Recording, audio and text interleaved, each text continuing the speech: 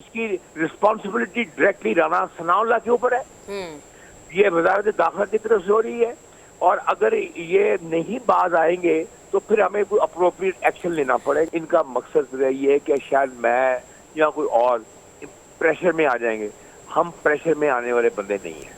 अच्छा, अगर हमने कोई केस लिया है तो हम उसको पाया तकमील तक पहुंचाएंगे कि प्रेशर में लाने की कोशिश है। अच्छा, उसमें मैंने आना नहीं है। अच्छा, ना ही किसी और ने मेरे Khalid साहब, why only you are the victim or digging out everything from your side?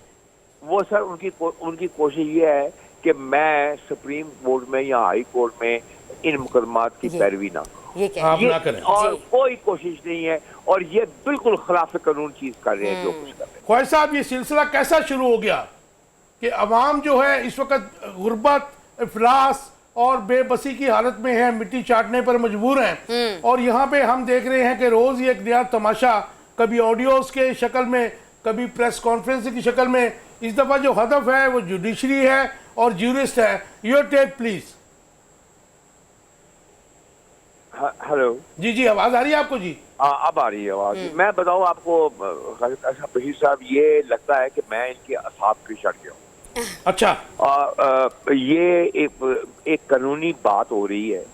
Saqib साहब रिटायर हो चुके हैं, मेरे पुराने दोस्त हैं, जज बनने से पहले भी दोस्त थे और उनसे मैं एक कानूनी मशवरा कर रहा हूँ, वो मेरे से कानूनी मशवरा कर रहे हैं। हम जजमेंट को एक्सचेंज कर रहे हैं, टेलीफोन पे बात कर रहे हैं। और अब अगर इनके पास इतनी फुर्सत है, यानी कि अवाम के लिए कुछ नहीं करना, महंगाई के लिए कुछ नहीं करना, पाकिस्तान में जो लॉ एंड ऑर्डर है उसके लिए कुछ नहीं करना, बातें सुननी है, इसकी बातें सुननी है, साकिब निसार की बातें सुननी है, ख्वाजा तारिक रहीम की बातें सुननी है। भाई हम आपके खिलाफ क्या कर रहे हैं?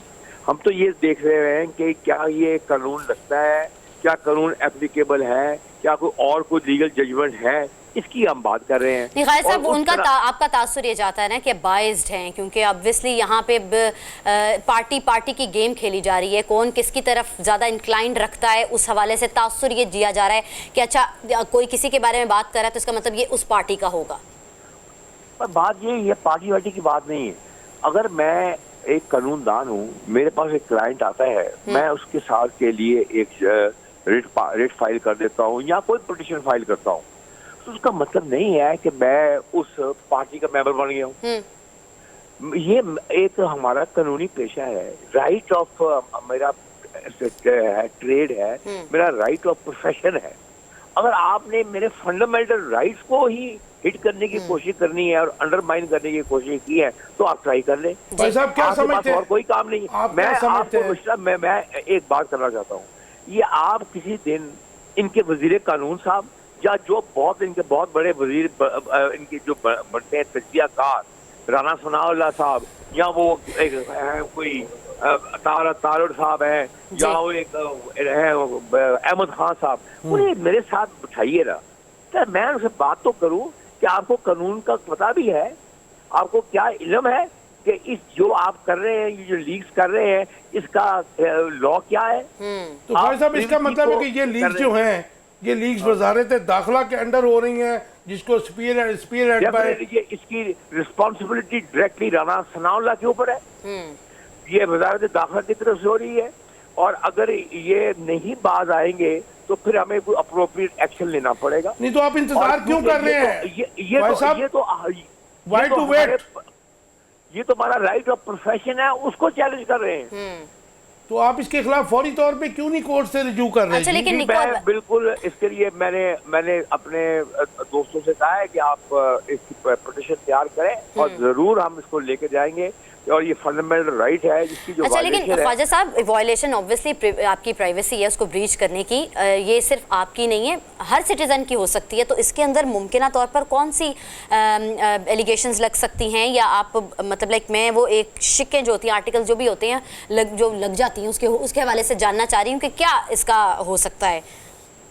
नहीं, देखिए, आप अगर आप आइन देखें ना जी, आइन के फंडामेंटल राइट्स हैं, वहाँ फंडामेंटल राइट्स में यहाँ पे है, बड़े स्ट्रेट फॉरवर्ड है।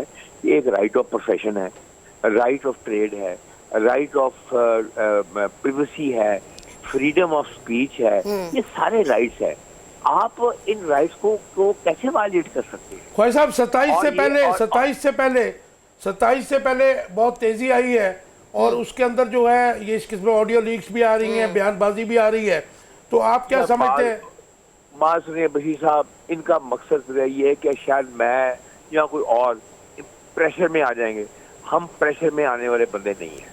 अच्छा, अगर हमने कोई केस लिया है तो हम उसको पाया तकमील तक पहुंचाएंगे। आप कौन सा केस कर रहे हैं इस वजह जिस पे आपको प्रेशर है? फैसला कोई भी मैं भी हो, जानना चाहती हूँ। मगर मुझे अफसोस इस बात का आता है कि एक दो इंडिविजुअल्स के दरमियान एक कानूनी बहस हो रही है, उसको आप लीक कर रहे हैं, उससे फायदा ही क्या हासिल हो रहा है? ख्वाजा साहब यही मैं आपसे पूछना चाह रहा था, कि जो साकिब निसार साहब एक रिटायर्ड जज जी जी वो तो केस नहीं सुन रहे ना।